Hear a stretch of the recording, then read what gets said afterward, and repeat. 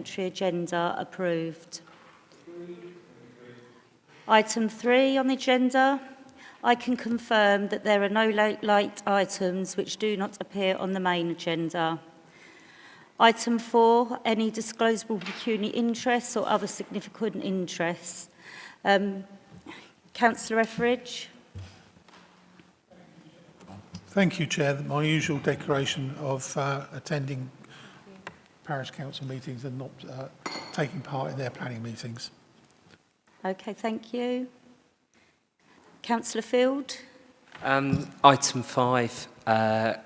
The applicant is a close colleague and friend of mine, so I will be leaving the room for that one. Thank you. Councillor Jones.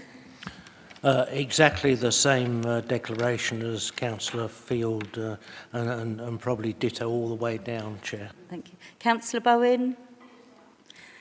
Councillor Hamilton. Ditto. Councillor Peake. Ditto. I just wanted to say that. Councillor Mighton. Councillor Hamadishe. And for the same reasons, I will also be leaving the room for item 5. Is there any other members? No. Okay, so before moving on to agenda item 5, I and everyone who declared an interest for this item will now leave the room. I'll wait till you've gone and then I'll elect a chair. Okay.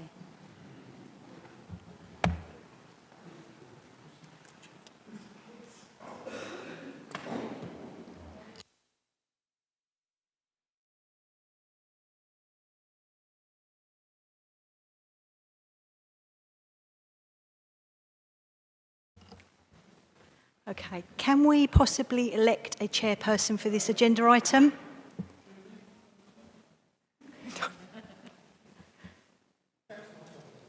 Thank you. Is that seconded? Thank you. Councillor Filmer, you're the chairperson.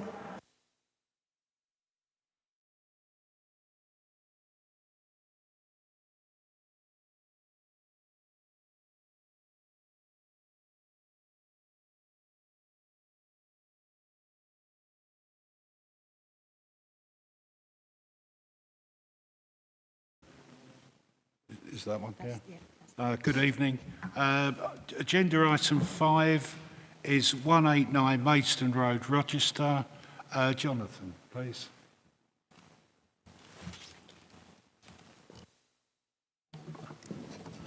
Good evening, members.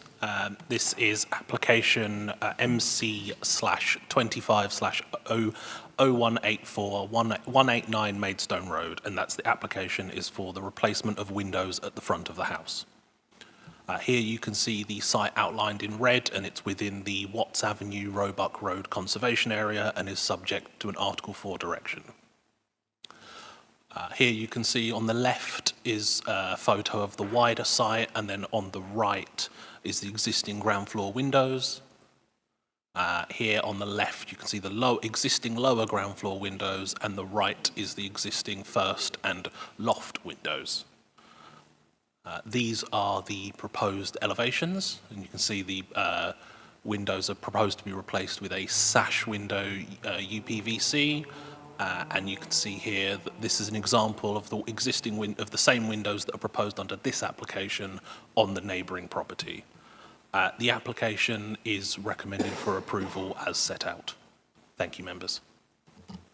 Thank you. This would normally be dealt with under delegated authority, but because it's an elected member, for open and transparency, it's come to committee tonight. Any member? Councillor Etheridge. Thank you, Chairman. I don't think there's a great deal to discuss on this, and just say we move straight forward to vote for approval for it. Thank you. Thank you. Councillor Galvin. Yes, I certainly agree with Councillor Etheridge. This is not at all controversial.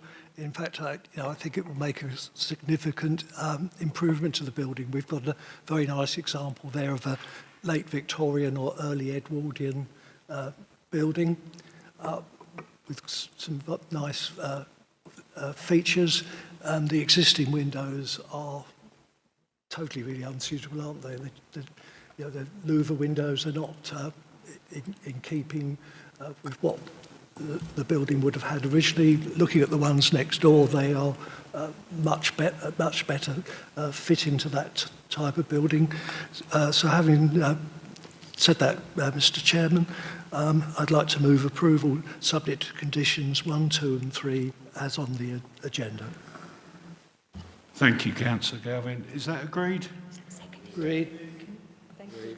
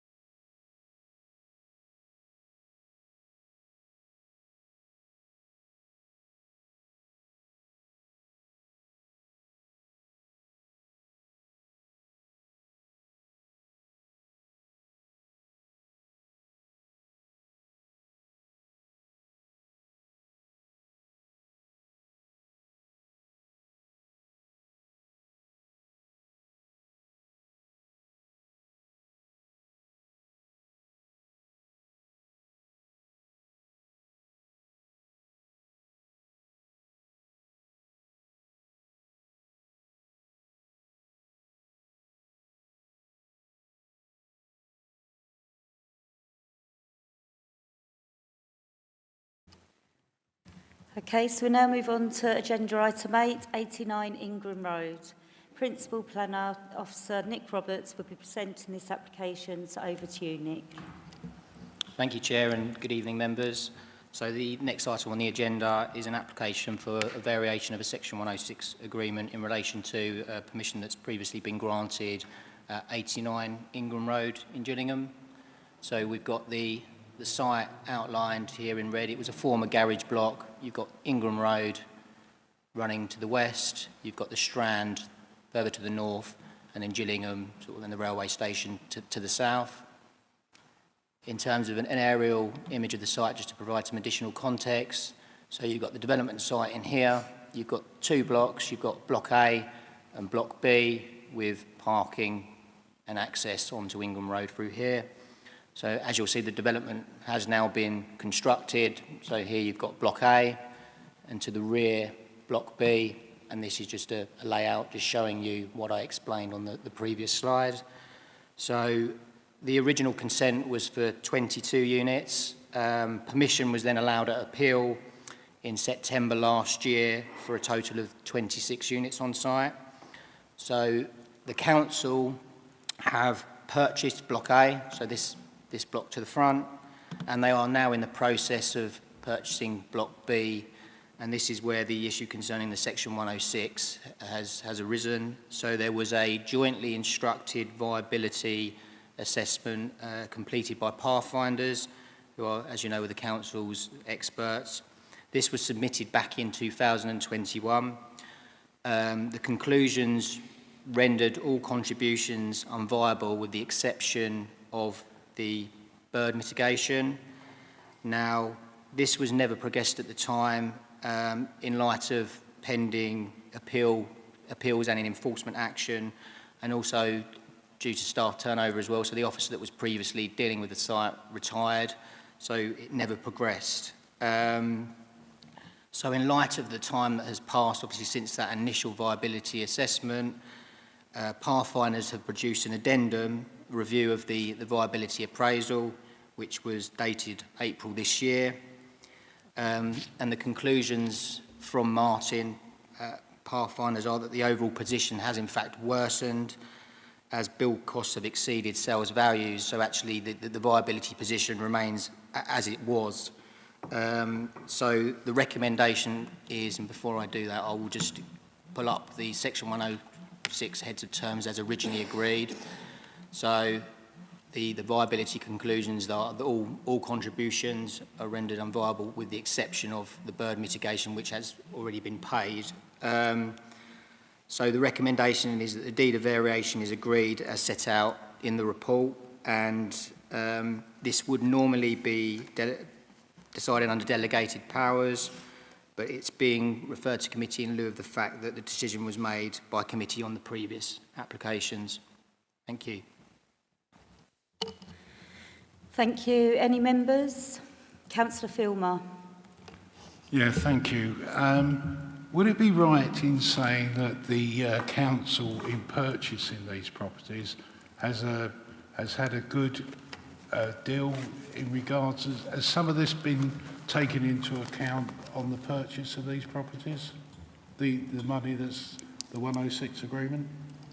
Yes, so in the report it touches on it slightly, but yes, the purchase price agreed was reflective of the fact of the viability position concerning the Section 106 agreement.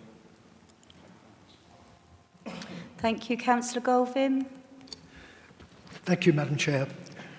Whilst it's always disappointing when the authority doesn't get the full 106 that has been agreed at the granting of planning permission, the reality is,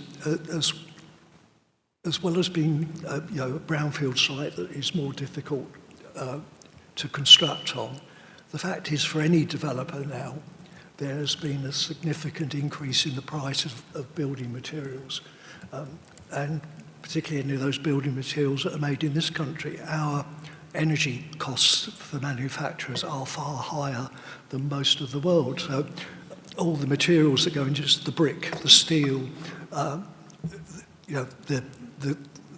glass, the cement, everything has gone up astronomically with its costs. So if we want to have building here in Medway, we have, and particularly on brownfield sites, that's a fact we've got to accept whether we like it or not. And I suppose the large silver lining on this black cloud is the fact that Medway Council are able to purchase these properties, which will make a significant addition to the housing revenue accounts properties. So in the end, I think we probably got a much better 106 deal by virtue of having those properties available for rent for people who desperately need them here in the Medway towns than if we'd spent the money on other things. So in the end, for this particular one, I think we've actually got quite a good deal out of it. Thank you, Madam Chair. Thank you. Councillor Etheridge. Thank you. To be perfectly honest, I don't see why the council should lose out on this. This is not our problem, it's the developer's problem. If the converse was true, in the fact that they made a greater profit than they expected, would they actually come forward and give us more on 106? I doubt it very much. I don't see any justification for amending this at all. Councillor Hammond-Eshay. Sure, thank you. I just want some clarity in terms of the consultation with the local residents regarding any potential amendment as discussed, and also moving forward, any sort of safeguarding with the existing blocks that were purchased in terms of ensuring that the right source of tenants are in those flats, and also that the visibility, the privacy that the residents locally have been complaining about, those underlying issues are addressed as well. Thank you. Any other member? No. Well, I agree with the comments from Councillor Golvin, and I will be approving this application. So I now move over to Councillor Jones. Oh, sorry. Oh, sorry. Yeah. So just touching on your question, so obviously by purchasing the block, we will be taking, or the council will be taking ownership of it, which means they'll have control over who occupies it, but also, works they can do potentially to the blocks to mitigate some of the harm that residents are experiencing. So that's certainly something that's been raised with the housing department, and obviously we can work together to look at what potential solutions could be to that. Could I just come back quickly? Yeah, thank you. Yeah, but can we put in there some sort of framework in terms of ensuring that the residents are consulted? Because there's a dossier of complaints that they've been having over the last 3 years regarding those buildings. So we just want to make sure that their concerns, their needs are properly addressed and assessed in terms of viability moving forward. Yeah, that's fine, okay. Any other member? Okay, so I now move over to Vice Chair, Councillor Jones. Yeah, thank you very much, Chair. 89 Ingram Road, Gillingham. The recommendation is that a deed of variation be agreed to the Section 106 entered into as part of planning consents MC/17/3455 and MC/19/2588 to modify the Section 106 agreement to reflect the findings of a jointly commissioned viability appraisal and subsequent addendum produced by Pathfinder Development Consultancy. I so move. Thank you. Is that seconded? Seconded. Thank you. Those for?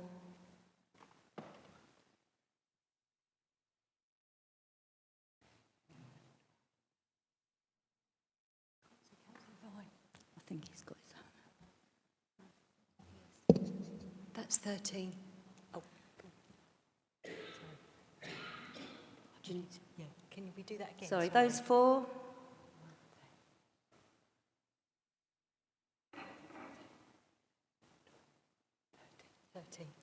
Those against? That's 2. The application is therefore approved. Now moving on to agenda item 7, 35 Maidstone Road. Jackie Olsen will be presenting this application. So over to you, Jackie. Thank you, Chair. Good evening, members. This application is for a change of use from C3 dwelling house to C2 children's care home.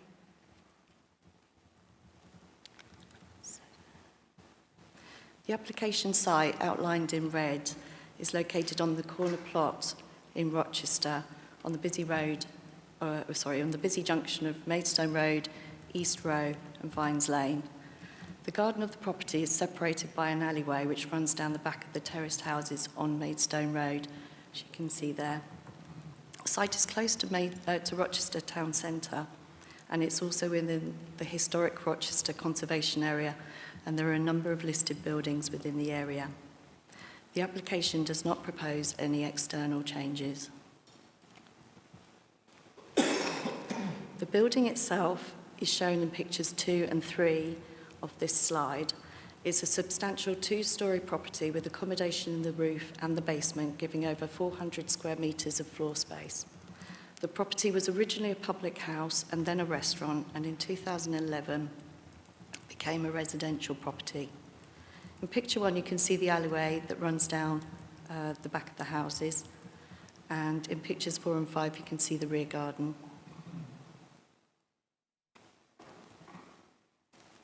This slide shows the existing property floor plans.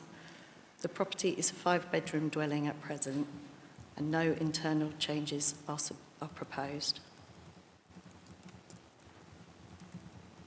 The home would be for 4 children between the ages of 7 and 17, with 3 adult carers and a manager. Shared recreational space, including a games room and gym and an office meeting room, would be located in the basement, with shared living space on the ground floor. This is considered to give a large amount of shared space for communal activities such as cooking, eating and relaxing. Bedrooms for residents would be at first floor and roof level, with 2 rooms for staff sleeping. All the rooms have been assessed against the nationally described space standards and exceed these requirements. All bedrooms have natural light and afford suitable outlook. No parking is proposed, although the property has 1 car parking permit, as the existing property would. This would be for the home car, which staff can use to take residents to school or for trips. The application is considered to be in a sustainable location close to Rochester Town Centre, providing amenities such as shops, green spaces, public transport and schools. In order to support the provision of sustainable transport, the applicant has proposed 5 cycle parking spaces within secure, lockable storage in the garden area. A condition is recommended to secure this. The proposal is considered acceptable in regards to design, amenity and highways, subject to the condition to restrict the resident level to 4 and the provision of secure cycle storage. The application is recommended for approval. Thank you. Any members? Councillor Maidstone. Thank you, Chair. Looking at this, I've got a question which is about whether there is any, in regards to the garden, are there any, is the amount of space there viable for a children's home? For 4 children? There is the outside space, which is relatively small, but the internal space, the ground floor and the basement, has quite a lot of space in there. So they have a games room, a cinema room, all sorts of space in there. So I think, although the outside space is limited, the internal floor space is quite large. Thank you. It's just because often we get a lot of these children's homes before planning, and that you know, there sometimes might be semi-detached, there's sometimes detached, there's sometimes terraced houses. But obviously, nearly every time I've ever seen one, the garden has been accessible straight from the house. Now, this isn't accessible, which leaves the slight worry, which I know isn't within planning terms, of what does it mean in regards to safeguarding, about whether there is an adult always going to be present in the garden. Have children's services had anything to say, or the police had anything to say in regards to safety in that regard? Also, obviously, you've got the balcony there. Has anything been said about the balcony and the roof access there for children? And another point as well is, you're talking about 5 cycle spaces. Well, if you've got 5 cycle spaces in that garden, that's taking away more play space for the children who are going to be using it. So my question is, have children's services or the police had anything to say in regards to the safety aspects of the garden space? So just to come back, Kent Police and Children's Services have been consulted. Kent Police came back, they have no objection, subject to some security measures. And Children's Services didn't comment on this one, which, yeah, they normally do. So I think they didn't comment on this one. Okay. Councillor Golvin. Thank you, Madam Chair. Whilst, yes, I think it's less suitable because of the garden access, but overall this I think is suitable. It's a very large property. There's a huge amount of space. There's far more space than most of the ones that we've given permission for over the last year or so. I mean, some of them have been in reasonably small terraced houses. So this has got plenty of space, and funny enough, there's an example of where the gardens are disconnected from the actual properties they serve, not too far away from us in the historic dockyard. The officers' terrace is exactly like that. You've got to go past through a alleyway to access the garden. But to me, although this is not strictly a planning thing, but I think this is necessary because Medway has a huge shortage of accommodation for looked after children.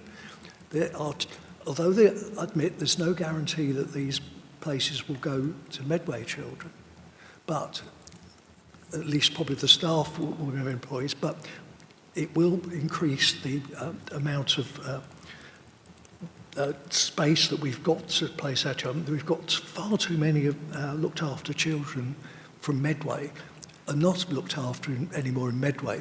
They're looked after all over the place, and some of them quite some distance away, which is not good for those children at all, apart from the ones that have to be removed for safeguarding issues. That is granted. But that we've got far too many of our young children, which means that the social workers have then got to travel often huge distances to go and see children up and down the length and breadth of the country. And because there's such a shortage of space, the owners of children's homes can almost name their own price, and that's putting huge pressures on our budgets here in Medway. So overall, I think this is good. I welcome it, and things can't be absolutely perfect, as with the garden, but you've got to take the thing on balance, and on balance, I think this will be a good thing for Medway and our looked after children. Thank you, Madam Chair. Thank you. Councillor Pearce. Thank you, Chairperson. Yeah, the first thing I noticed is the garden, which is very small for children. But also the second thing I noticed, quite alarmingly, is that there's a public alleyway that dissects the garden from the actual property. So I don't see how that's going to work in terms of keeping these vulnerable children safe. You're going to have someone literally on guard watching them cross over into the garden space to play or take part in whatever activities are there. I just don't like the fact that these children haven't got any outside space to play with, and I don't think it's effective having that public alleyway literally separating the two areas of space. And also I've got issues with the parking as well, because you're going to at least have 2 members of staff at this property to look after the children. They're probably going to drive by car. A lot of people in the Medway towns drive. I accept that it is, it's in Rochester, it is close to a railway station, but you've only got one space for this. I think it was mentioned, this vehicle, which is going to take the children out on outings, but I think that's an issue as well, parking, which has been mentioned by the representations. But I'm a bit concerned about this alleyway and how it dissects the property, and the garden space, which is inadequate for the number of children there in the first place. Thank you. Thank you. Councillor Bowen. Yeah, I've got concerns about children crossing the Maidstone Road there. It's quite a dangerous place to cross. So I wondered if anything could be done to accommodate a safer crossing, such as zebra crossing or similar.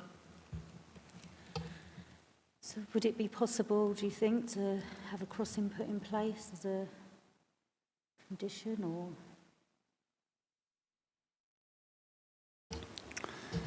Thank you, Chair. I think in terms of a crossing point, I think it goes beyond the sort of scale of this application to require a new crossing point. In addition to that, obviously, we haven't scoped that out in terms of whether it's deliverable. Looking at where the property is, as you say, it's on a corner. So I mean, without looking too closely, I don't think it would be a place that we would like to encourage crossing anyway. So it would be looking at certainly the other areas. Obviously, in terms of the crossing at that point,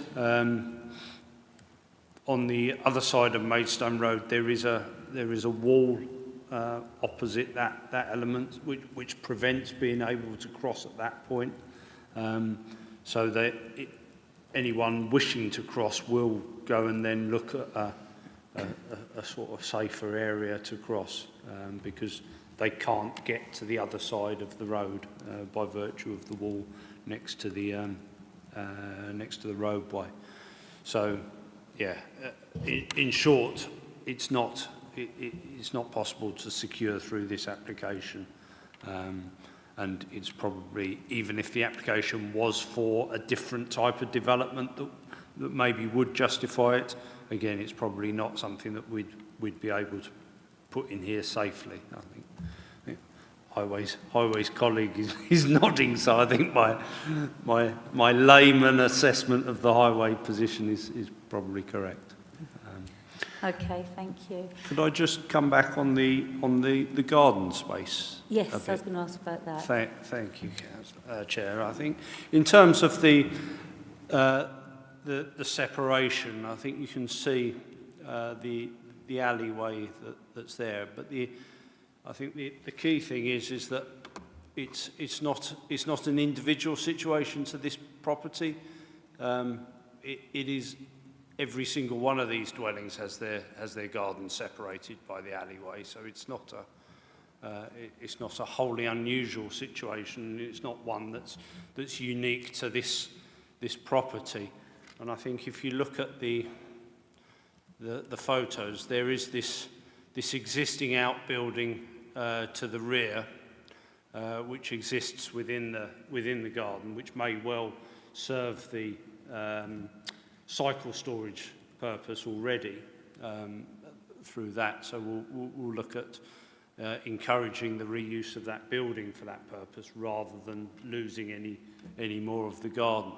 But in terms of the garden depth, looking at the measurement on the site, it is over 8 metres in depth, the garden, excluding the alleyway. So it's not an insignificant space. And I think as one of the councillors earlier was saying, we're often looking at these in very constrained areas of the borough, mid-terrace properties, which have limited gardens and limited communal space. And as Mrs. Olsen was saying earlier, the space within the property here is extremely generous in terms of being able to have those additional rooms to undertake leisure within. I think typically when you're looking at the children's care facilities, it is very much limited to children's bedrooms, staff office, kitchen, and maybe one sort of communal sort of leisure living dining room type room, whereas this has a much greater offer, and I think that is a benefit to the children that would reside here. Thank you. Thank you. Councillor Peake. Thank you, Chair. That was a very interesting response. I've visited quite a number of different care homes, and I've seen very small rooms and very inadequate inside. I agree with Councillor Galvin that there is a shortage, and I'm glad to hear that they've got a lot of space. I just hope staff use it. I just hope staff do encourage because we don't know exactly what age. They could go from very young teenager to older to actually get out and use that yard, and also to go into Rochester and to use our facilities there. So it's not ideal, but I don't think we can be that picky, for want of a better phrase. I don't think we're ever going to get ideal, really. My question, though, is there such a thing as a measurement about traffic concern, either put forward by the police or by us?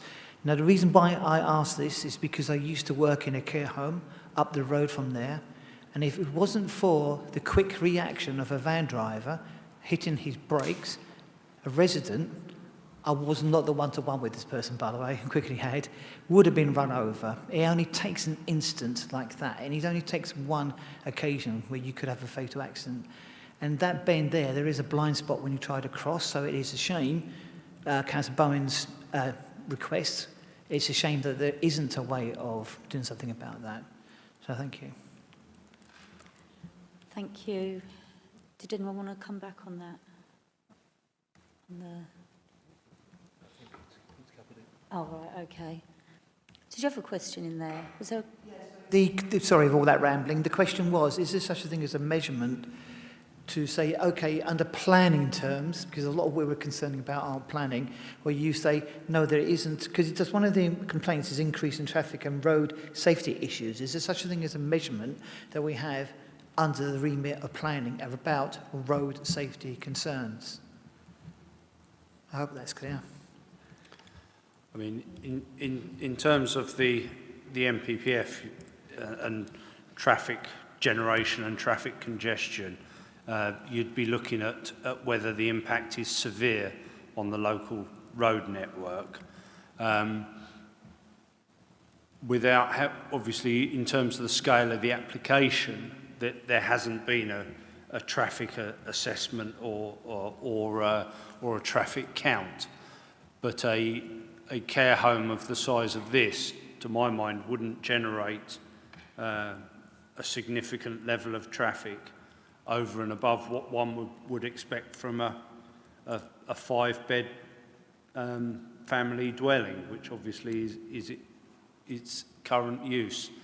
And obviously prior to that, it was in use as a pub and then a restaurant, which I would suggest probably generated a fair bit more traffic as well.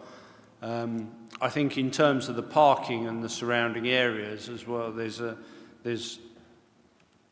it's very sustainable location, as I think a number of members have raised. And also there are public car parks within the vicinity that if staff did drive, could use in the same way that many people use public car parks when they park to go to work. So it would be a similar scenario in that. But I don't know whether Stephen has anything to add in terms of the traffic generation. But no, I would just say in terms of a measure that the councillor mentions, and as you've talked about, Peter, the scale of the development, there's not been any, there are accident records which we could consult, but there's not been any cause to look at those because essentially of the scale of the development. Yeah, Councillor Peake. I wasn't referring to any increase, because clearly there is not. It's more of the subject matter with young people, and we shouldn't label, of course, but I'm just saying that despite the lack of increase, it's still nonetheless a very busy road with a blind spot, and that's why I have a concern. Yeah, so I think the best option would be to add an informative to advise the applicant of the local situation and to ensure that they because it's more to do with the practice of how it's run, isn't it, rather than necessarily the planning controls that you can put in. So I think an informative highlighting the surrounding local issues to the applicant so that they can build in safeguards and processes as part of their practice. But it would be outside of the control of the planning system, but it would be something that we could advise through an informative. Okay, thank you. Councillor Hammond-Eshay. Thank you very much. This is one of these applications that you think location, because the building, yes, is fantastic in terms of size.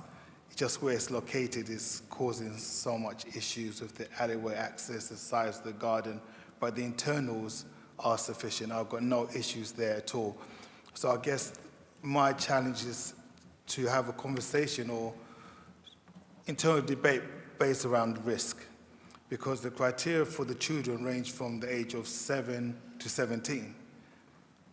And I know we need to appraise this based on the planning merits alone, but we cannot deny the fact that depending on the age of the residents there, the risk is going to increase in terms of the location of that building in relationship to the road. 17-year-old individuals, you know, as my colleague has rightfully said, I've worked in councils before in the past, and you know, your legal responsibility only exists within the framework of your building. Once they're outside the door, you've got no statute to control them, and they're straight onto a road. So my concerns is, I know it's a planning discussion, it's just the house, the facility there is good. I do get it. However, it's just that location, and how can we ensure there's mitigation to a level that will satisfy us all, that the residents there are going to be safe? Because it's one thing having a takeaway outlet. No one ever run outside of a fast food joint, you know, unless they've got food poisoning. But young people are vulnerable, and then they deserve to be cared for in an environment that is equally safe. So that's why I'm struggling to reconcile here. I know you've given some answers, and that's probably the best you can do. It's just that that age range is so broad, from 7 to 17, and you can see the older it gets, the risks become more magnified, I would say. So that's where I'm struggling to reconcile my position. Thank you. All right, Dave, did you want to come back on that? Chair, thank you. And I'm not meaning to diminish the risks, and members are quite understandably concerned regarding safety, and I completely get that. Every single road is dangerous. It could be in a cul-de-sac, and it could be equally as dangerous as this. And taking Councillor Peake's point about are there any measurements, what we look at is what is the existing use and how does the proposed use compare to that. And the existing use here is a 5-bedroom detached property. In that 5-bedroom detached property, there could be more children than are proposed in this care home, and of all ages. So our assessment from a planning point of view is that the risk is no greater than, maybe less than the existing use. Thank you. Any other member? Councillor Gilbourne. Thank you, Chair. Yeah, I remember this as a pub, and then when he converted to a Nepalese restaurant, I think, and having a meal there, and it was lovely. And I was quite surprised when it then got converted back to a residential property. I was quite pleased that it was. So this application coming forward, I was worried it was going to be for flats, but to maintain it as effectively a residential house for 4 children, all the things that Mr. Harris has said, you know, it is such a large house, it could have even more children with a family there. So I think, even though all the dangers about the road are there, I don't think we've got any reason why we should turn it down, and I'd support it. Okay, thank you. Any other member? Oh, Councillor Galvin. Yes, if I may come back on the subject of young children, I think members should look at photograph number 5. There's obviously children living there or have lived there, much younger than 7, given the size of the slide and the little table. That is toddlers' play equipment.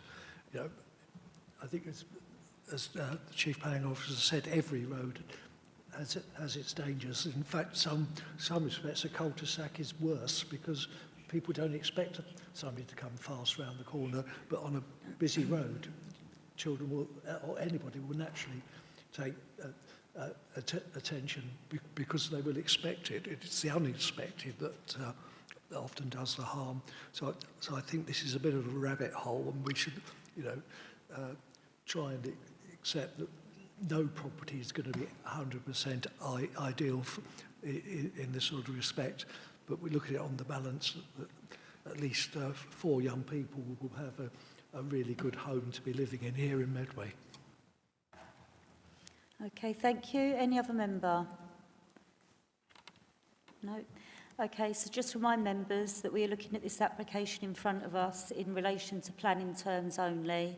Ofsted are the responsible body to grant permission for children's care homes to operate. I've listened to all your comments, and you know, I do agree that the outside space is quite small. There is the issue of not being able to access it from the house, but they do have a lot of space inside, and I can't see any reason to refuse this application, so I will therefore be voting for it. So now over to Vice Chair, Councillor Jones. Thank you very much. Chair, 35 Maidstone Road, Rochester.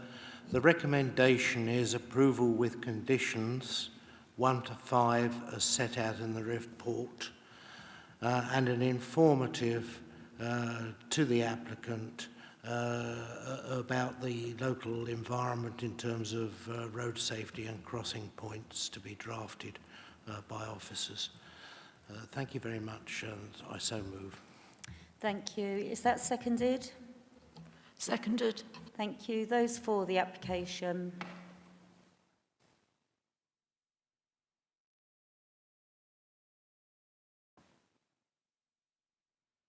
That's 12, Chair. Those against? That's 3, Chair. Thank you. The application is therefore approved. Now moving on to agenda item 8, planning application for 15 Bayswater Drive.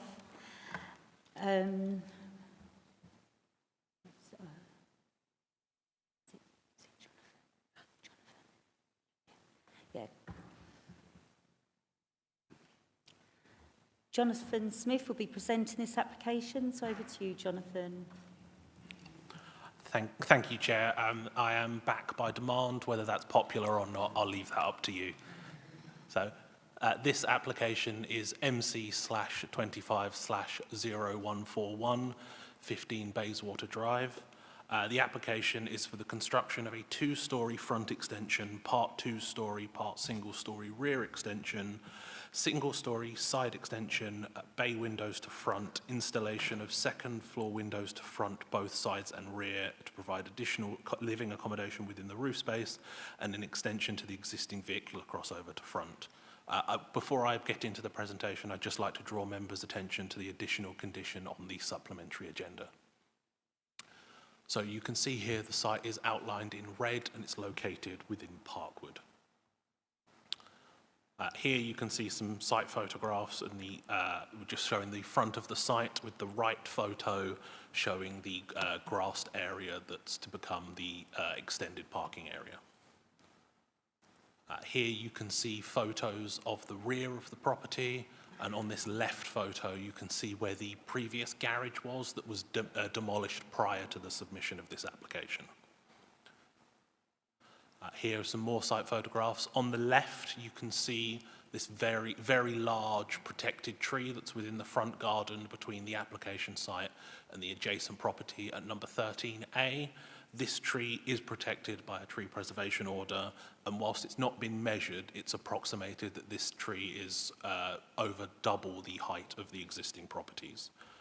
On the right photo, you can see this is a photo from the rear of the property looking down the garden, and you can see that it is quite a large garden. Here is the proposed block plan. You can see that whilst all the additions to the property are quite large, they do sit comfortably within the plot. These are the existing ground floor and first floor plans. So the existing property is 4 bedrooms. Here are the proposed ground and first floor plans. Now, it is acknowledged that the proposed additions would make this a 7-bedroom property. However, this is for a large extended family who all rely on each other for care and support. Concerns were raised at the application stage or consultation that the property would be proposed to be converted to flats or a HMO in the future. However, any change of use to flats or a 7+ person HMO would require planning permission. Here you can see the proposed loft plan on the left and the proposed roof plan with parking layout on the right.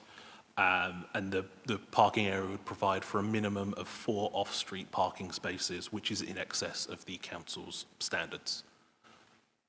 Here we have the existing elevations. At the top are the front and east elevations. At the bottom are the rear and side. Then here we have the proposed front and rear elevations. Now the application site and neighbouring properties as they currently exist do currently shadow the garden areas closest to the properties. Sorry. In addition, the large tree in the front garden does cast considerable shadows throughout the day on these properties as well.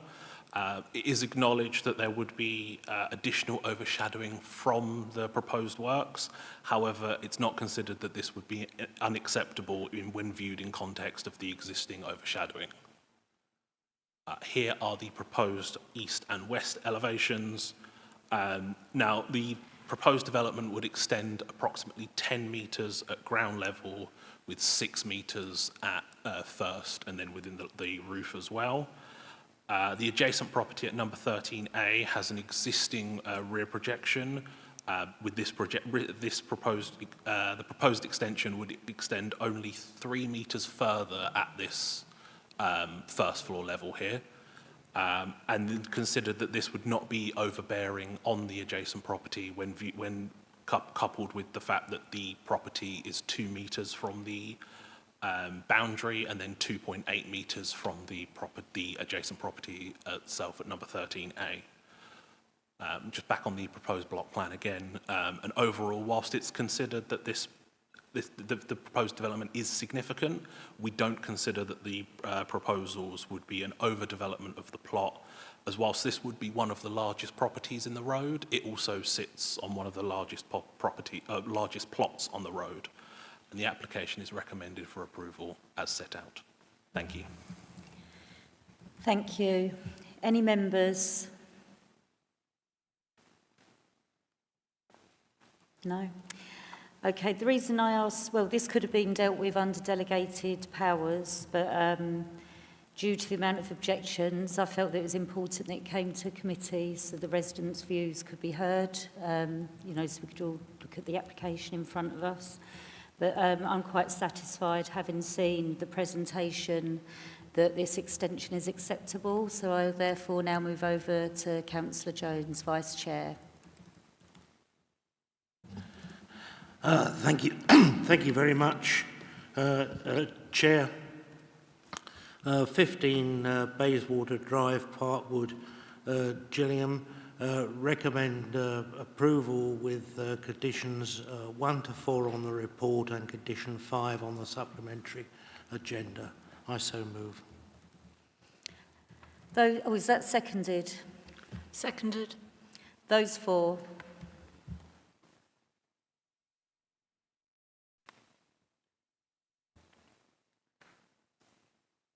That's 13, Chair. Those against? That's 2, Chair. The application is therefore approved. So we now move on to agenda item 9, performance reports. Chief Planning Officer Dave Harris will be presenting this report. So over to you, Dave. Thank you, Chair. Firstly, I will talk through the slides in the presentation shortly.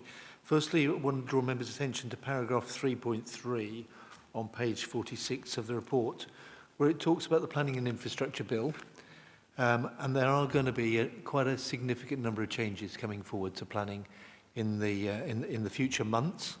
This was a process started by the previous government, and a lot of it's been carried through by the current government. So there will be things like the introduction of spatial development strategies.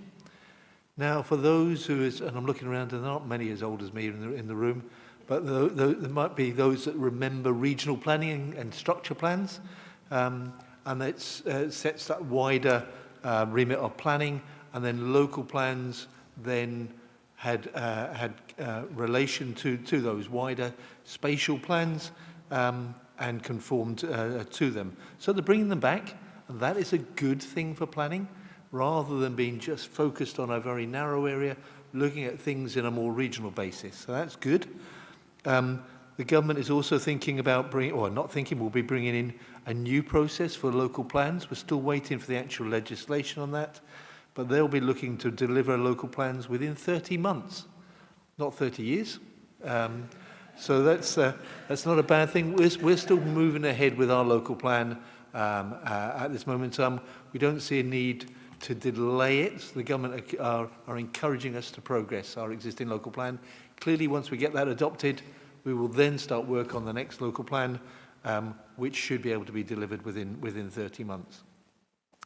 The government is also talking about reform of planning committees, and is talking about the sizes of committees, whether there is a need for a strategic planning committee which deals with the really big applications, and then smaller committees dealing with the rest of the stuff.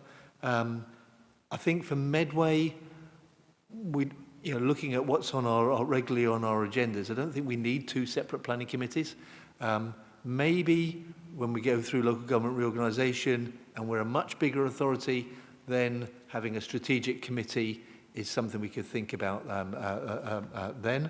The government are also bringing in a national scheme of delegation. They did a working paper on it last year, which we had some discussion with members, the planning key members about, and my team. the government will be formally consulting on that. And then another thing that they're considering is giving the local authorities the possibility of setting our own planning fees rather than being set nationally. I think my comments in relation to that is if we're going down local government reorganisation, shouldn't it be left until we've got the new authority to look at the planning fees rather than having 3 or 4 authorities or however many, each setting different fees and then having to amalgamate those in 3 or so years. The final thing in terms of the introduction is draw members' attention to paragraph 4.23 on open digital planning, and I'm really excited about this. We are leading the country in terms of digital planning. Lisa and Stacey from my team are regularly travelling the country talking about this, being used as a national exemplar. Members linked to this, Lisa and Stacey have already been to all your group meetings to talk about how it could help, digital planning can help you in terms of helping your constituents. So hopefully you've benefited from that. Now just going through the slides, this shows over the year the number of applications received and determined.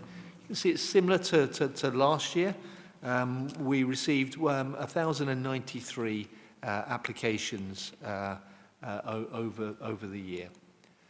In terms of major applications determined, 100%. That's phenomenal in terms of the performance by the team. Minor applications, you can see there we're at 93.85%. That's against a target of 70%. So again, a phenomenal performance by the team. And then going into other applications, 92.96% against a target of 70%. So again, phenomenal performance by my team. In relation to planning fees received through the year, the budget I have, or what I had last year, was to try and get 1.25 million in through planning fees. We actually exceeded that. We achieved around about 1.5 million. That was despite the planning application numbers decreasing slightly from, not from last year, but from the years before that, as you saw in an earlier slide. However, the planning fees being so good is a reflection of the scale of the applications that this authority is considering at the moment and coming to this committee. So planning applications determined within the statutory time frame, so that's 13 or 16 weeks for major applications, 8 weeks for minor applications and other applications.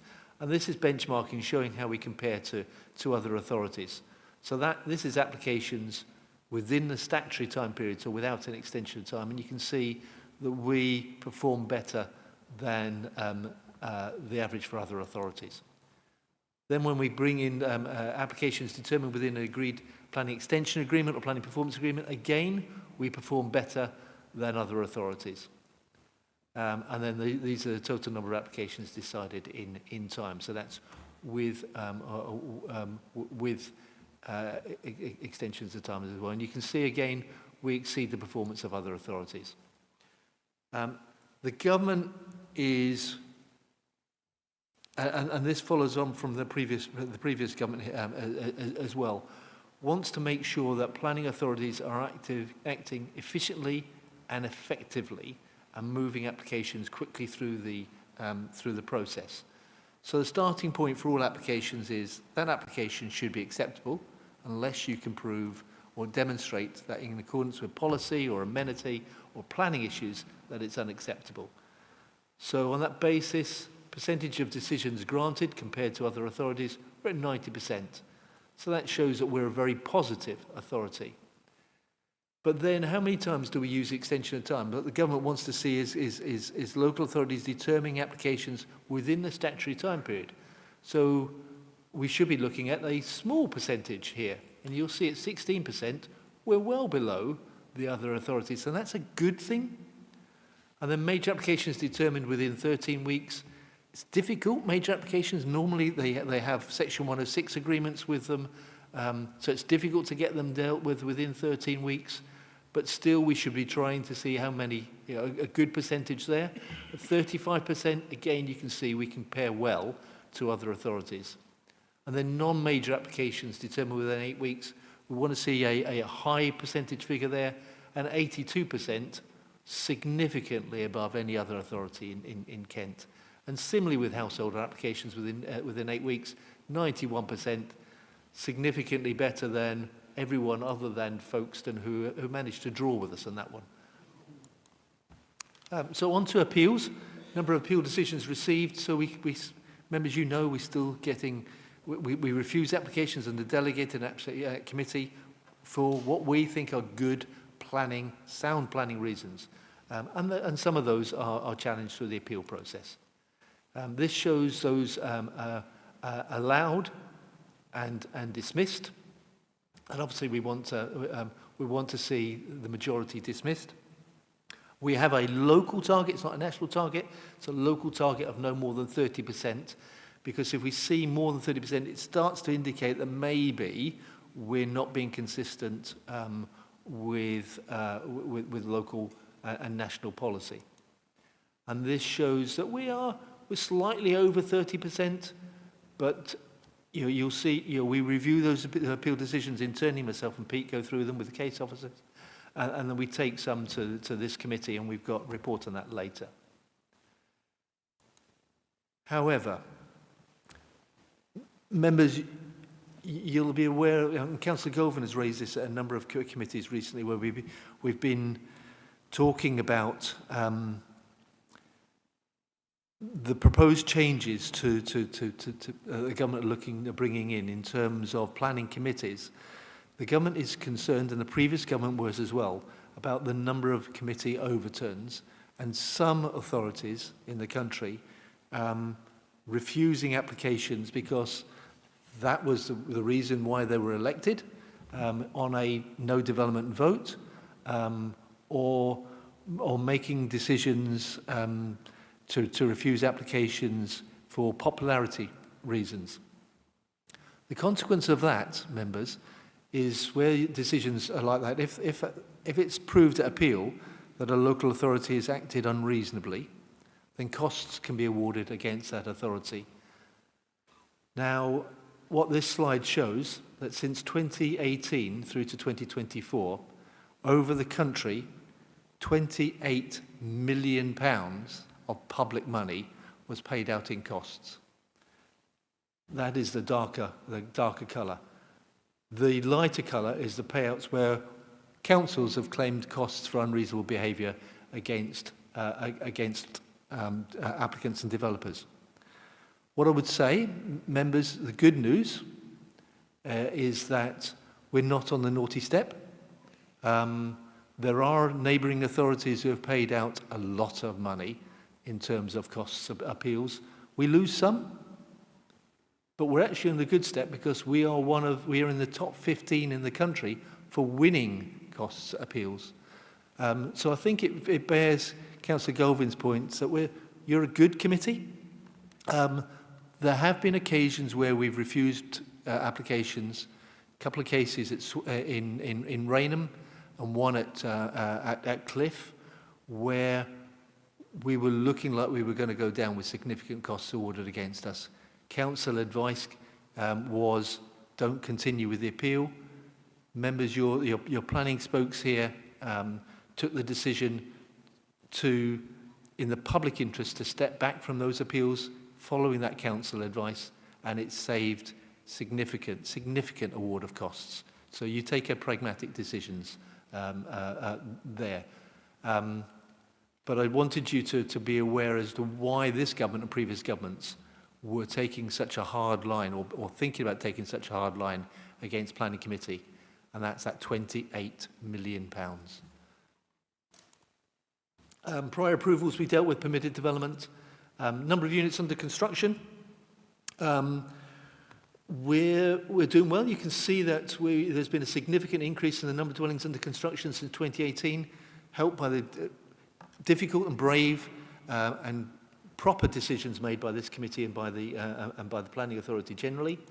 Number of units completed, though, and this is what we're judged at, completions against the requirement.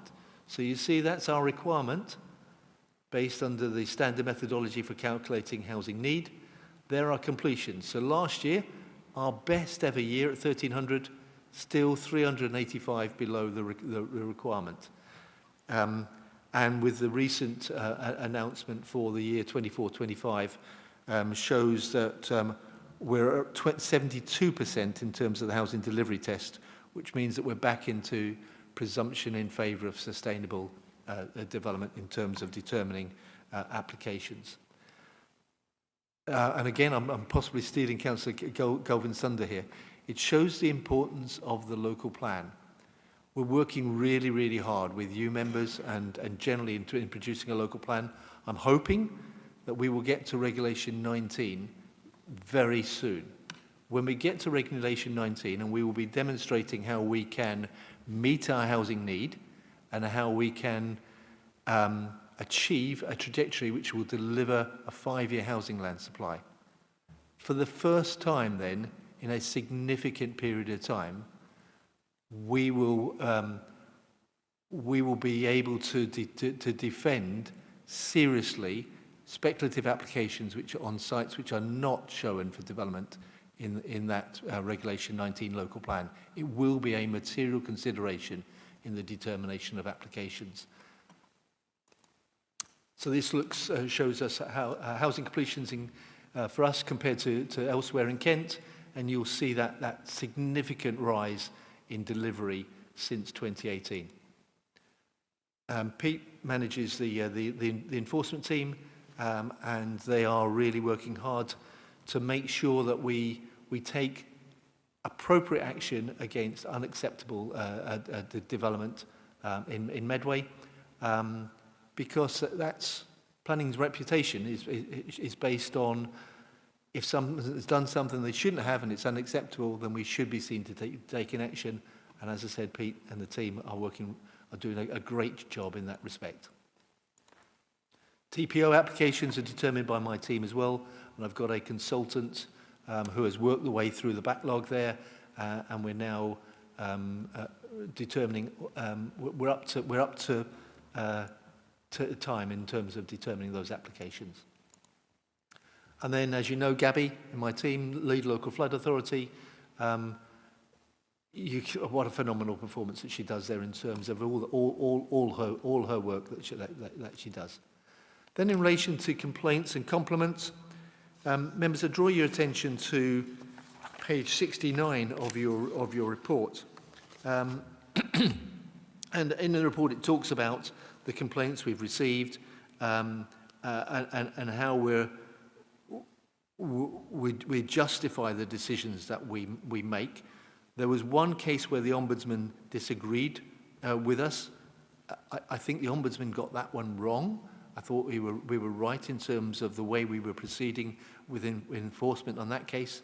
And actually, time is proving me correct. We were trying to negotiate a solution rather than serving a notice, because we knew that if we served a notice, they would appeal, and it'd be 2 years at appeal. So the neighbour there is suffering the consequences when we were trying to negotiate a solution. But the compliments are what I want to draw members' attention to here on page 69. Good to see you are as diligent as usual. Good people are hard to find. I remember your honesty and fairness in dealing with even the most difficult of problems. It was a pleasure to work with you. My niece a few months ago moved into an affordable home at Chatham Waters. She's so pleased to finally be able to be on the housing ladder in a place of her own. Just wanted to drop you a message to thank you for your help and your support. I feel you've gone above and beyond. Thank you so much for your swift response. It's allowed me the opportunity to chase the right authorities. Thank you for your assistance in determining our application. I appreciate the communication you have shown. It's always easy on our end when officers just keep in communication.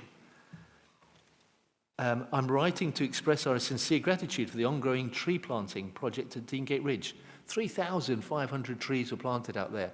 A number of members took part in the planting, and I'm grateful to them. That's an amazing success story.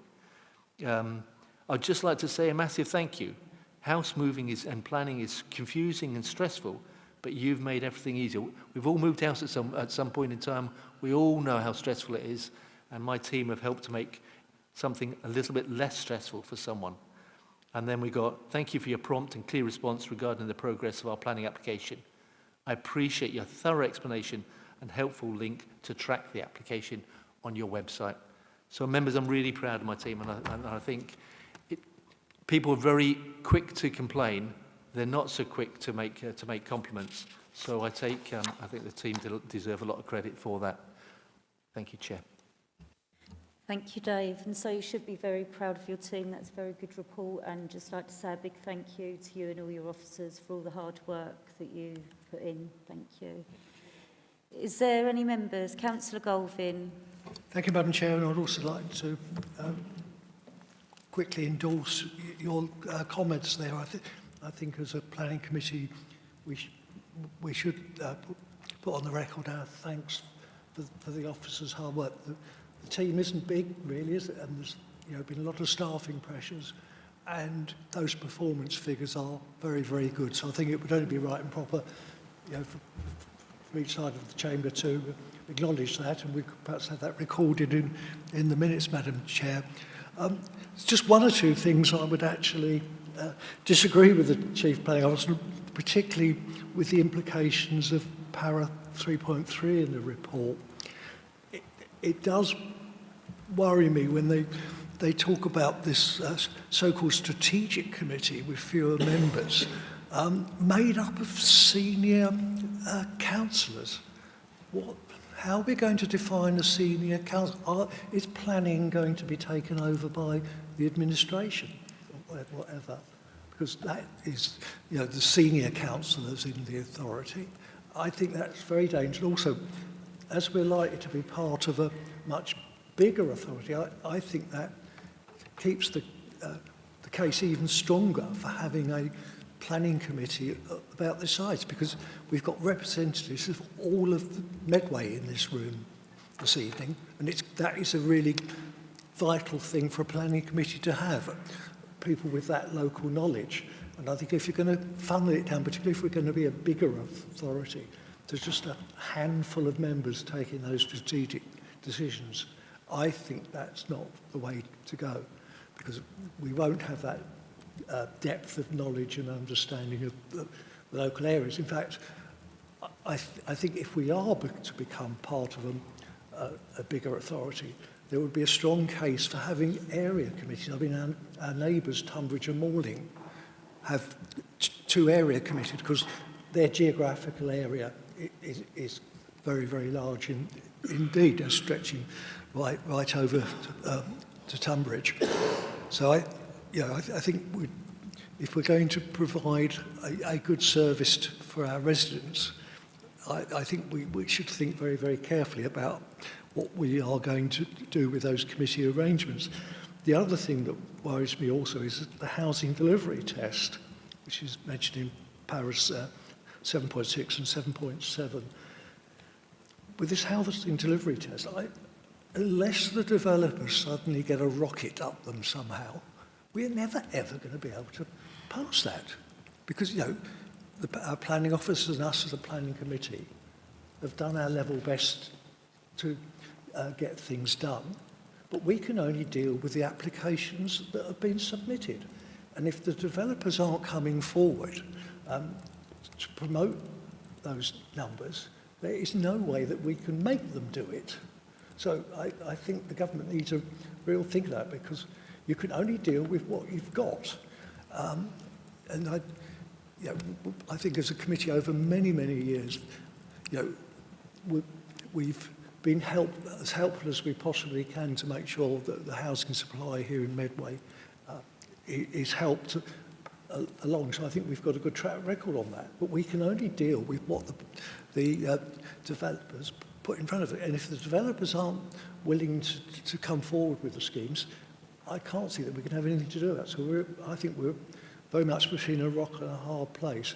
But just to sum up, I think, well done to all our officers. You've done a really brilliant job. But I think we need to have very, very careful thoughts within what we're allowed to do by central government to make sure that we can carry on at providing a good planning service to our residents. Thank you, Madam Chair. Thank you. Councillor Etheridge. Thank you, Madam Chair. Thank you, Dave, for the report.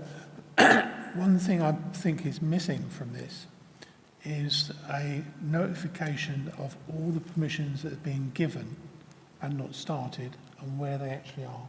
And I wonder if it's possible in the next time we have this report, we can have that included as well. And if you're able to give a verbal update on that today, that would be appreciated. Thank you. Thank you. Councillor Filmer. Yeah, thank you, Madam Chair. Yeah, I'd like to thank Dave and the team for the report and I know the work they put in. It's not an easy job on planning. You can't win them all, but I do appreciate what they do and how they go about it. Thank you. Any other member? No. I now move over to Vice Chair, Councillor Jones.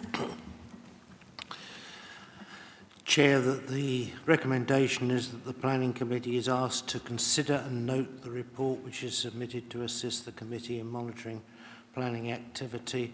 I believe that we have done that by members' various comments, and I so move. Thank you. Is the report agreed? Thank you. Right, agenda item 10, appeal decisions. Over to Chief Planning Officer Dave Harris for this. Chair, thank you. It's going to be a bit of a double act between myself and Pete on this one. So I'm going to do the first one. So, members, in terms of these appeals, what we report to you are those ones where the planning inspector has made a different decision to the council, i.e. to have allowed the appeal, or it's an application where members have overturned officers' recommendation and has gone to appeal, and whatever that decision is, whether it's allowed or dismissed. So in relation to the first one, City Way, this is the site off Dels Road. So you can see it's not particularly nice. You've got these hoardings there at the moment, and then within the site you've got this Napoleonic wall which runs around the site, and then you can see it's quite overgrown. So we were never really objecting to the principle of something happening on this site. It is quite a constrained site. You can see it tapers, and it's at the back of these properties which face onto City Way. Now, the inspector identified the issues here as what impact does the development have on the character and appearance of the local area? What impact does the application have on the significance of the Napoleonic Wall? And then he was looking at the SAM's bird payments.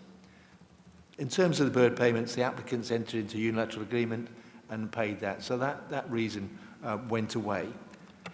But members, this was a second application on this site. The first was dismissed on appeal for basically in terms of overdevelopment and its impact on the street scene and on the Napoleonic Wall. And this is the scheme that was dismissed at appeal. Then we have the new application coming in. Similar layouts there in terms of its occupation of the site, similar limitations in terms of amenity, similar therefore impact in terms of the Napoleonic Wall and screening and its impact. And then this was the street scene. And we felt that there was little difference in terms of its impact on the street scene to the one that was previously dismissed. We felt it was an overdevelopment. We felt it wasn't in character with the local area. The application came to committee, and members agreed with our with officers on this. So that was the scheme which was previously dismissed. This was the new scheme. However, this inspector took the view that the hoardings were detrimental to the street. Don't think we disagreed with that. That the site was overgrown. Don't think we disagree with that. But then he came to the conclusion that this scheme was acceptable and better than the previous scheme. Might be marginally better. We still felt, as both as officers and as members, that it was still harmful. In relation to the Napoleonic wall at the back, the inspector took the view, well, it's not listed, it's not locally listed, therefore it's of marginal importance. We took the view it's a non-designated heritage asset. It was important to the historic appreciation of Medway, and we all know the importance of the forts that surrounded Rochester and Chatham. We weren't objecting to the principle of some development, but just felt that this scheme of 8 dwellings was unacceptable. The inspector took a different view to us. I've read his appeal decision, discussed it with my case officer. We disagree with the inspector. We feel that the committee and officers made the right decision, but the inspector did not err in law, so the decision is not challengeable. Thank you. I'll pass on to Pete. Thank you. This is another one that members may recall. This is Scarlett's Meadow, an existing authorised gypsy site.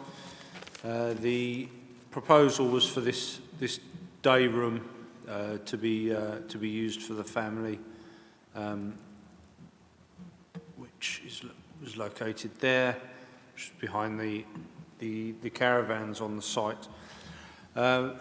We thought that the day room was too large in terms of its scale, and it was in the area of outstanding natural beauty, the national landscape, so it's in an area that we seek to protect in terms of the landscape quality there. So yeah, we thought it was unacceptable, brought it to planning committee, members agreed that it was unacceptable and it was refused. We issued an enforcement notice as well, which is why there's two appeals. At the appeal, the inspector agreed that the building as it is unacceptable, but on the enforcement appeal, there was an alternative solution put forward to reduce the height of the building by approximately 1 metre, and the inspector considered that would be sufficient to limit the visual impact to an acceptable degree, and allowed the appeal on that basis. So I think in terms of the appeal decision, on the application, the inspector agreed with ourselves in terms of the recommendation and members' decision, but the alternative solution he considered to be one that overcame the concern of the impact on the building. One of the key considerations that the inspector gave was that the day room would serve 3 generations of a family, and therefore accepted that the footprint was therefore reasonable in that regard. So that's just the elevations of the reduced one. Next appeal, Woodlands Road. Again, this came to planning committee. Members will recall it's on the crossroads here, traffic lit crossroads, commercial property with flats above on the corner, and the site was the rear car park area.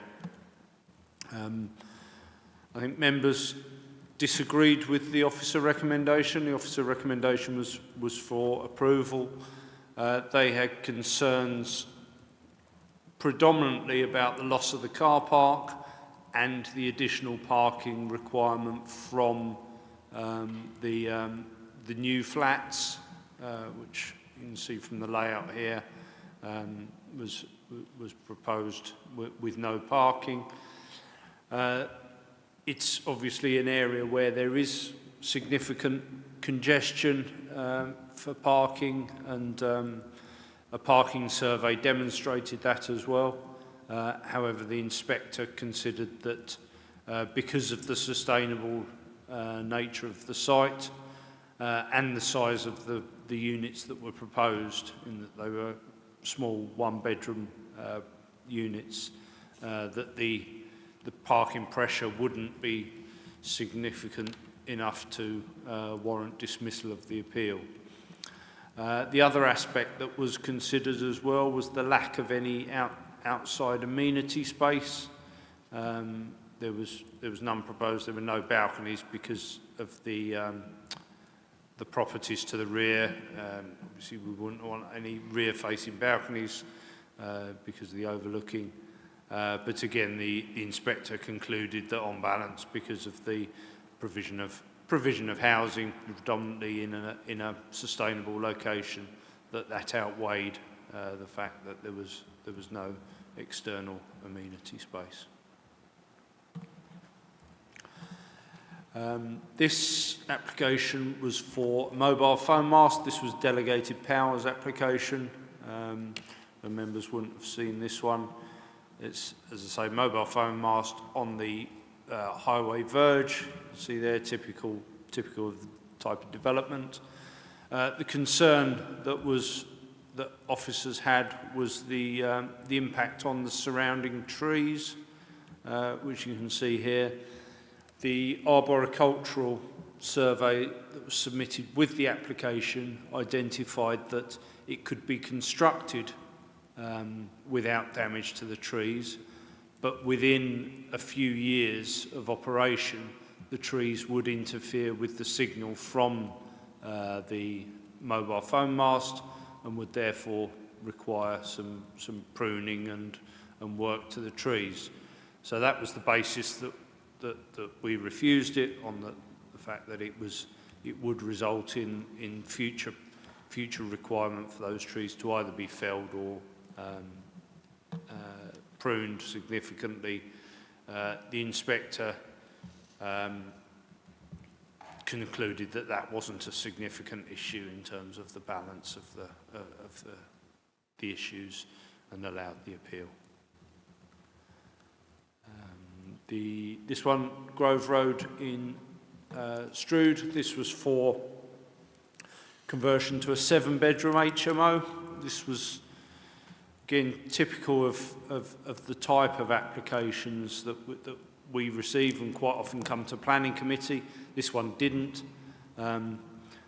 We had reservations and concerns about this because of the numbers of bedrooms, the size of those bedrooms, which ranged from 8.6 square metres to 12.2 square metres being the largest. You can see from the floor plans they were all sort of some of them were quite awkward shapes as well. And the communal facilities was essentially just this room here for a kitchen and dining area. Every other room in the property was a bedroom. We didn't consider that was sufficient communal space for 7 occupants. The inspector disagreed, and I think that was again something that we've alluded to at previous committees where we've had, to be honest, ones with larger communal facilities that members have had concerns with. So I think this is just a good one to sort of raise as a sort of barometer of where inspectors are at the moment. And I think from our point of view, it's important that we get at pre-app stage and through negotiation to really increase the amount of communal space as much as we can, because we don't seem to be back to appeal when we do consider it to be too small. This was another site where the principle of the conversion to flats was fine. The issue that we had was with this particular flat. in terms of the space was only 37 square metres. It was located on a split level, so the bathroom accommodation was downstairs, and essentially everything else was a bed sit on the upper floor. We didn't feel that was a satisfactory living environment in terms of the space and the layout. The inspector disagreed and found that they considered that the living situation would be acceptable, and I think, as we all know, gave weight to the provision of housing in a sustainable location when we don't have a 5-year land supply. So again, that was allowed, and I think that's all from me. Thank you. Okay, any members? No, I therefore move over to Vice Chair Councillor Jones. Thank you very much, Chair. I believe we're being asked to note and consider the report, which members have done. I therefore so move. Thank you. Is that seconded? Is the report agreed? Agreed. Thank you. Now moving on to agenda item 11, section 106 agreements. Over to you, Dave. Yep. Chair, thank you. Chair, thank you very much.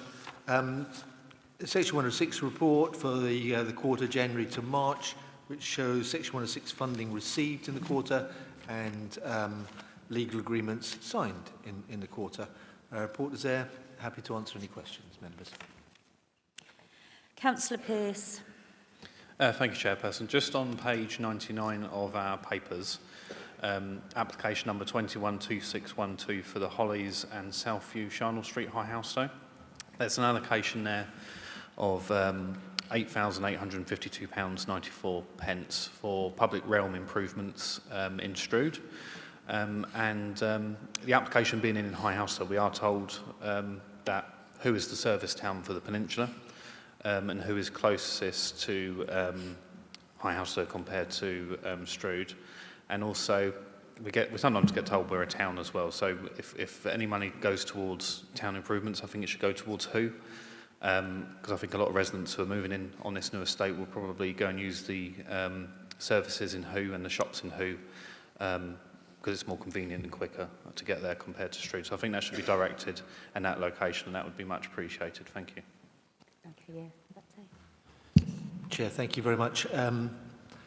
100% agree with Councillor Pearce, and I need members' indulgence. If you don't mind, if this application for Hollies was coming to Planning Committee now, then everything Councillor Pearce has said would be the recommendation. That the public realm improvements would go towards who? Who is the nearest nearest settlement? The reason why the agreement signed went towards Strood was because the request for public realm improvements came from our regen team. They've got a focus on Strood, Chatham, Gillingham, Rochester, and we haven't got any council land in Who. Notwithstanding that, this committee has considered later applications out on the peninsula and taken the view, well, actually, Who's an important centre. It's quite a vibrant centre. It's got some fantastic shops, butchers, bakers, cafes. It's got a tanning station. You might be able to gather that from my appearance. Not. And it's got pet stores. It's got a chemist. It's a really important centre. And as Councillor Pearce would probably agree with me, it's a little bit tired and it is needed of some improvements. And what we would want is for the residents of the Hollies to actually, to their first choice, to come into to Who and use that, butchers, bakers, and so on. And that would also have the added benefit of reducing the number of vehicles going on and off the peninsula. So, members, what I'm asking for, recognising and I agreeing with Councillor Pearce, is for me to go back to the applicants here and seek their approval to change the section 106 so that public realm changes from going to Strood Town Centre to Who Centre. I think they'll agree because it will benefit the residents of their development. So, members, I need a decision on that, please. Did any member have any comments on that? Is there any member that disagrees? No, so therefore is that agreed that we do what Councillor Pearce has proposed? Yeah, agreed? Is that okay, Dan? Yeah, brilliant. Yeah, okay. Is it Councillor Golvin? You had your hand up. Thank you, Madam Chair. My concern's very similar to Councillor Pearce's. I'm referring on page 104 and Gibraltar Farm, or 104, 103. The Gibraltar Farm development is going to add considerably to the amount of houses that are adjacent to Lordswood and Waterslade. And it's disappointing to see that with the Gibraltar Farm section 106s, very few of those are actually going to facilities that are close by. What is particularly disappointing is that actually right next door to where the Gibraltar Farm development is taking place, literally just the other side of a not particularly thick band of trees, is Lordswood Leisure Centre. And the nearest bit of the Lordswood Leisure Centre site that is nearest to Gibraltar Farm is the site of the Lordswood youth football team. Every week throughout most of the year, there are literally several hundred young people at several nights of the week going along for their football training, and also on Saturdays. That it just has to be seen to be believed the amount of people that are congregating on that site. It is a fantastic facility. They are trying to raise funds for a 4G, that's an all-weather surface facility for football, which would not just be able to be used by the youth football team, but other people as well. The Lordswood Leisure Centre itself could do with some investment in it. It's an old building. We've also got their karate facility. That building is 20 years old now and not in a particularly good state of repair. So there's a lot of things that could be done into the immediate area. And particularly when it's for youth facilities, we have a lot of very bored and listless young people, unfortunately, up in Lordswood and Waterslade. We need to think about how they can be catered for. So, like with Councillor Pearce's thing, I would like the officers, please, to go back and see that we can, channel some of that money more directly into the area. And remembering that the Lordswood Leisure Centre, Medway, although it's not run by Medway Council is the landlord. It's our land. We enable that facility to be put there as a different way of managing a facility. So it was managed on a charitable basis rather than run by council officers. That has proved to be very successful over the years. It's a fantastic community facility. In fact, it's the only large-scale community facility we've got in the area. So I would like to see some money put in their direction. So there's a lot of facilities already there that could be improved, but I'm quite sure if officers talk to the people up at Lordswood Leisure Centre, they could come up with some very good ideas to improve the facilities in that area. And it's not just going to be from Gibraltar Farm, remember. We've got under construction, now as we speak, at East Hill, a large amount of new development that is actually, the bulldozers are on site and now, and the access roundabouts are going to be built. So that whole area it is going to need to have a few more facilities because we're going to have a lot more young families moving in. So I'm going to stop waffling now, but I'm pleased if members could take the same consideration as they did with Councillor Pearce's proposal. I'd like to do the same for Lordswood, please. Okay. Did you have any comments on that, Dave? Yeah. Chair, it's very, very slightly different to Councillor Pearce's one, where it's very clear that we could about the need to move it from Strood to Who Centre. Councillor Gelvin has very eloquently explained the situation. So we got Gibraltar Farm. These were this was the agreement that was signed in relation to that. But also there's further development happening. We've got East Hill coming forward. We've got the former boot fair site on Mr. Richmond's land potentially coming forward. And then obviously we're working very hard on our local plan, which may include further development in Capstan. Now, as part of that local plan, we're doing an infrastructure delivery plan and looking at the services and facilities in that area.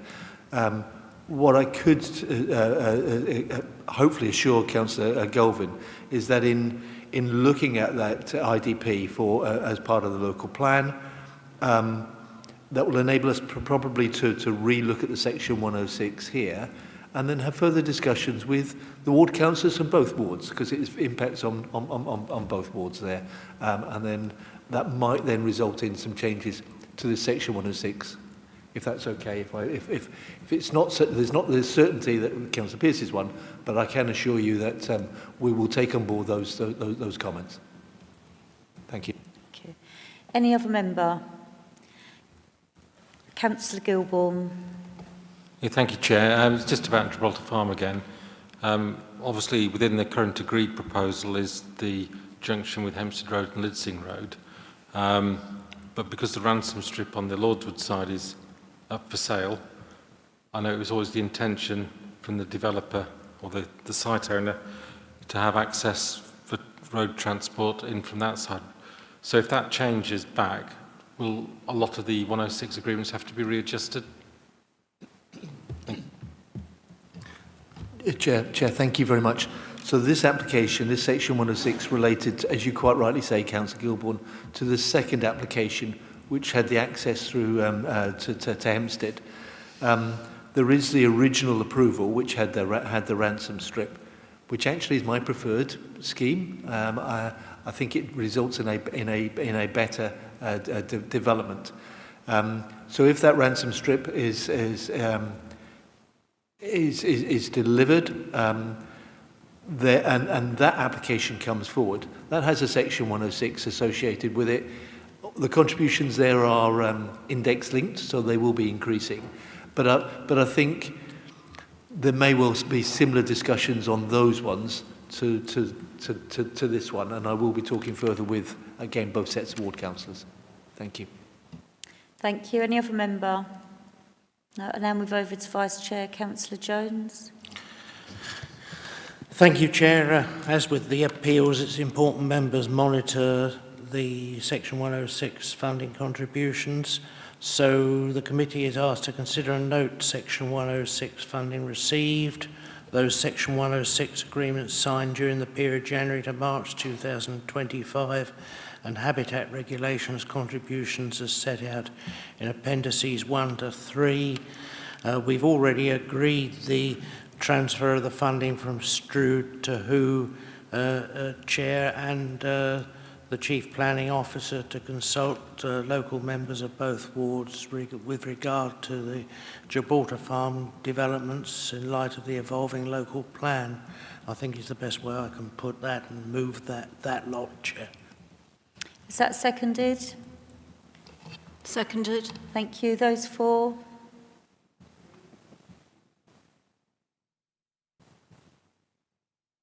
That's 15, Chair. Right, the report is therefore approved. Now moving on to agenda item 18, not that far ahead. Agenda item 12, exclusion of the press and public. Is it agreed by members that the press and public are excluded from the meeting for agenda item 13 and 14? Agreed, okay. Therefore, since it's agreed, the public will now be excluded and the press from the remainder of the meeting.